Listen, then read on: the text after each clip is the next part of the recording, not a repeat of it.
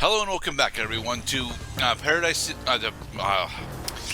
Rocket Rabbit Commentaries run through a Burnout Paradise, and yes, we are in Paradise City as we have successfully just unlocked the Grand Sicillian, which is the upgraded version of the Grand Marais. And now we are attempting to get back to a junkyard so we can switch over it to show off just how unchanged it honestly is.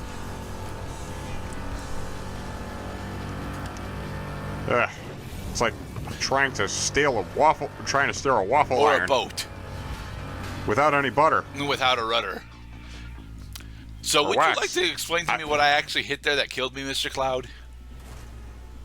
Textures. That's what you hit. Yeah. I hate this damn thing. Wait. Well, they called that a drive-away, but not a wreck. Yeah, because although I did a full flip, I also landed on my wheels. And I didn't take enough damage to actually wreck the first fucking time.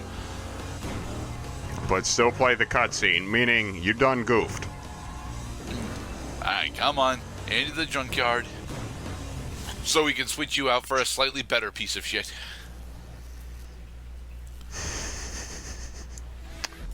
Behold, the Grand Sicillian. The bullet missed all the important bits. The Sicilian monster packs extra boost power to get you across the border. I'm noticing as I grow older that I definitely need glasses more and more often, which is sad because I don't actually have a pair of glasses right now. I love it. It has actual, like, bullet holes in it, meaning that, you know, every car has a story, especially the cars on Pimp My Ride. This car was, as a matter of fact, owned by a real mafioso. He did get shot up in his car. He did perish as a result of bullet hole damage. They did have to clean out the upholstery, and then the junkyard claimed it so that we could use it for our street racing purposes. No, or in this case, street wrecking purposes. Come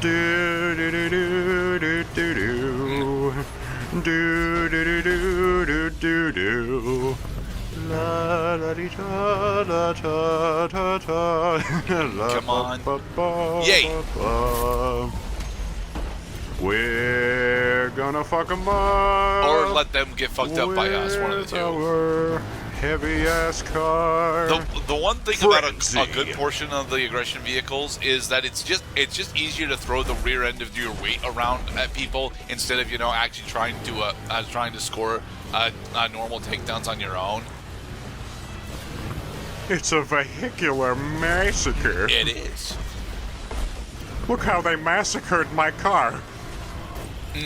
Oh, look! Now we are the one massacred. Well, we didn't get massacred. We wrecked by colliding headfirst into a sedan that just straight up wasn't visible on screen. It's alright. We still have 2 minutes and 14 seconds left to make our final takedown. Yay. We got the final takedown. We did. We win.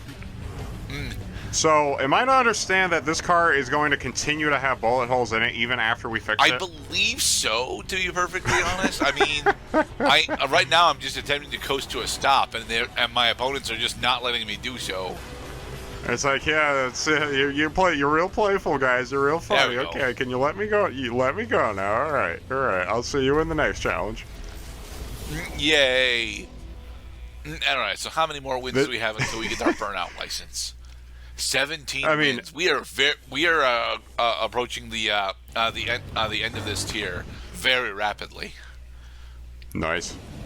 Well, I mean, you say rapidly, but we're getting slowed down by a tendency of veering off and just crashing ourselves. Although this car seems to handle a little better than the Grand Marais. Its steering is not so bad. Very slightly. It still can't do actual corners all that well, but it at least acknowledges that corners exist. You know, it does not acknowledge that it exists. The 5 families. There we go. So yes, wow. Even after repairing our vehicle, we still have our bullet holes. Will even all the oceans of the world cleanse this blood from my hands? All right, going on yet another road rage.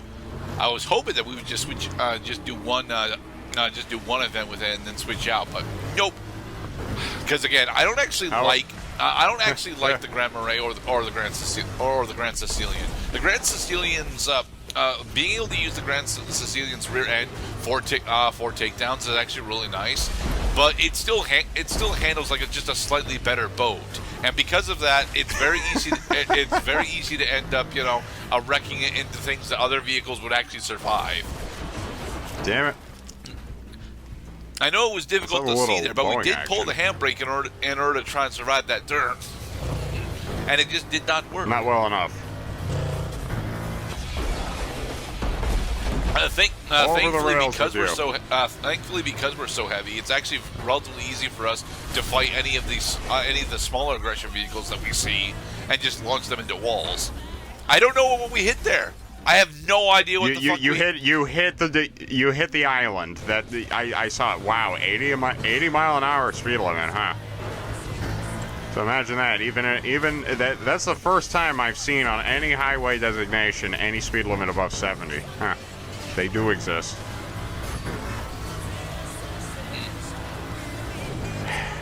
Well, I tell you, it's not quite as comical as driving Sweet Tooth's ice cream truck. This vehicle is got to be the most ludicrous and also simultaneously the most appropriate of any of the vehicles that we've driven so far. We're driving a vehicle that was originally owned ostensibly by murderers, thugs, larcenists, and shoplifters. Don't forget shoplifters racketeers, and the ne'er-do-wells. I don't even know what racketeering is, but it's just something that mobsters tend to do. Oh, racketeering is extortion through threats of violence. Gotcha. Well, they definitely did some of that. Yay, another win for the license. You know, it'd be awesome is if we zoom in on the car during these U-win screens and then the front headlight just falls off. No, well, it realistically would have fallen off multiple times there, so... Oh my god, I am just stifling laughter deep in me bosom. Alright, so are we going for the Mark Man event, or are we going for the Road Rage? I think we're going for the Mark Man event. Look, you laugh, but the Mark Man events are not actually all that easy to do in these vehicles, specifically due to how heavy they are. The former occupant of this vehicle would have to agree with you that indeed Mark Man events are not very easy. Because he did not survive the very last Mark Man event he was involved in.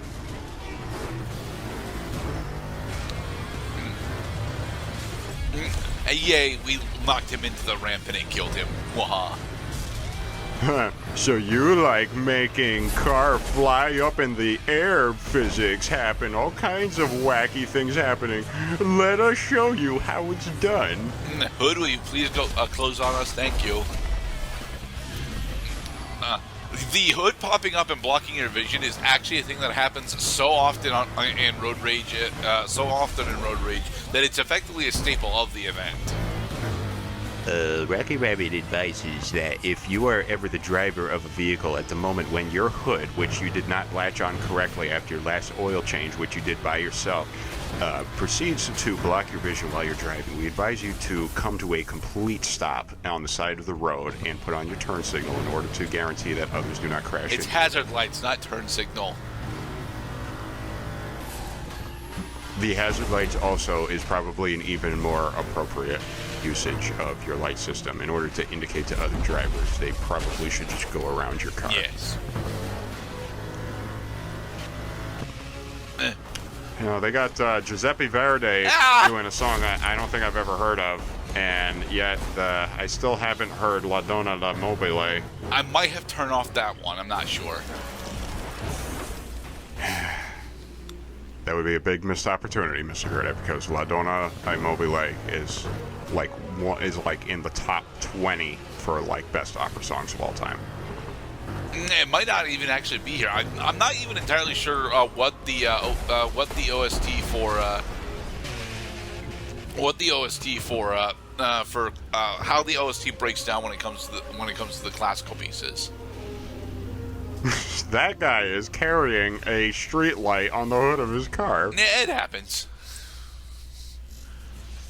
We've just fallen off the deep end in this takedown series. Okay. Jump cut. Thank you. Jump cut. I love that anytime I want, I can just crash my car from one end of the street to the other, and not only do I never get busted, I actually get a Showtime score for it. That is what that is the Showtime crash events that I have brought up on multiple occasions and not actually shown off, and will continue to not show off because they don't actually do much for progression. But the other thing, the real reason why we did the jump cut was so that we could actually hunt down the Carson Inferno van. I fucking adore this thing. It is stupidly damn heavy, but it is not so heavy as to make it difficult to actually drive. And even though it is slightly more difficult to drive than your average stunt or speed vehicle, its amount of weight and armor means that it can actually use the aggression bonuses to its advantage, unlike a bunch of other aggression vehicles in the class. So definitely strikes me as one of the heavier vehicles. Yes, it is one of the heavier vehicles. It's not the heaviest. I think the Takedown 4x4 is actually the heaviest vehicle, but we're not going to see the Takedown 4x4, so. Handles like a tank, hits like a tank. Basically, it is a tank. It just looks like a fan.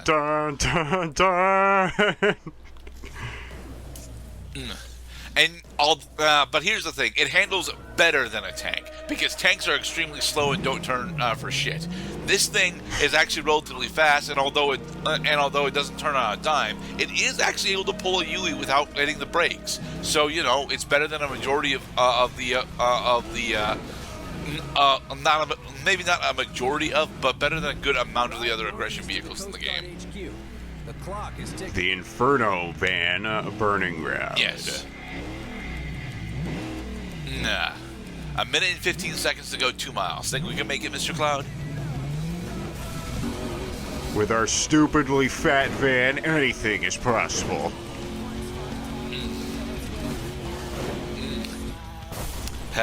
But here we have an inconsistent showcase of what the Inferno Van can actually do, because yes, whereas a majority of other aggression vehicles will in fact actually wreck if you do a head-on collision with the slower sedans, the Inferno Van has got somewhere between a 30 and 50% chance of not doing that and just doing a traffic check with them. It's really fucking weird.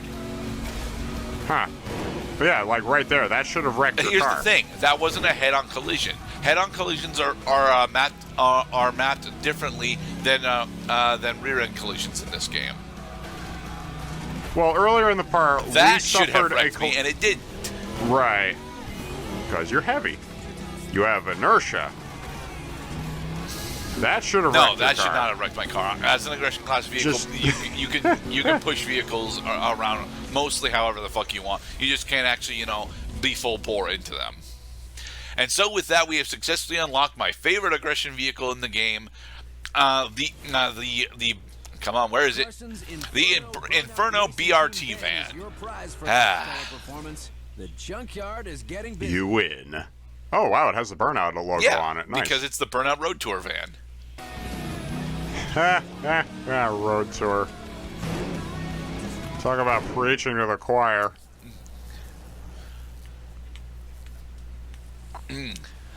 The fearsome Inferno Van just got harder to outrun. The Burnout race team only knows one way to tune an armor-plated racing van: give it more boost. And yeah, that's effectively all it does, but it also makes it slightly, not lighter, but easier to handle, Yes, handling. With almost maxed out strength. Yeah. Now, the only vehicle in the game, I believe, with actually maxed out strength is the Takedown 4x4, and even then, it has relatively inconsistent performances when it comes to traffic checks. Successfully repaired the van. Woohoo! Alright, let's try out our new van in this marked man event. Survive the drive south. Burnout race team. A safe harbor. And survive. Now, 4 miles. Let's go. We got this. Precious cargo. So, as we're going through this Marked Man event, I wanted to bring up the fact that as I mentioned a couple parts ago, I've actually been continuing to play this particular save file off off recording, specifically because I wanted to try and get completion done. I did finally unlock the actual Formula One vehicle that's in this game, and there's only the one. But it comes with specifically an additional an upgraded form, as do most vehicles, in the which makes it a police variant of a Formula One vehicle. You'd think that this would actually make it a really cool thing to drive around, except the problem with the Burnout Paradise police version of the Formula One racer is that it constantly has the police radio going. So, pretty much every 4 seconds or every major intersection you come across, you get police radio banter and chatter going on with you, making it actually really annoying to do virtually anything with. It is quite objectively one of the best speed vehicles in the game, most certainly, because unlike other titles where the Formula One racers actually handled like total shit, this one handles very nicely. But you don't want to actually use it because it's constantly annoying you. It's like the accursed gun from Borderlands 2. I was going to say that is exactly what it reminded me of, is the gun that makes annoying sound effects whenever you try using it. It's a powerful gun, but you're going to hate yourself for using it. The Hunter Takedown. Oh, there's the Hunter Takedown 4x4. Haha. If you see it, shut it down to add it to your car collection. No problem. Well, some problem. We're not. Well, I don't think that we are actually going to show off the 4x4 takedown. The little boost, you can turn a rock into a projectile. Indeed, you can. We're not going to do that, sadly. I mean, it would be relatively interesting to actually take this off the Lone Stallion jump, but hostile waters should be a relatively easy one. They're coming for us. Now we can just take the freeway around, right? They definitely designed these Markman events to really hammer in how resilient this car is.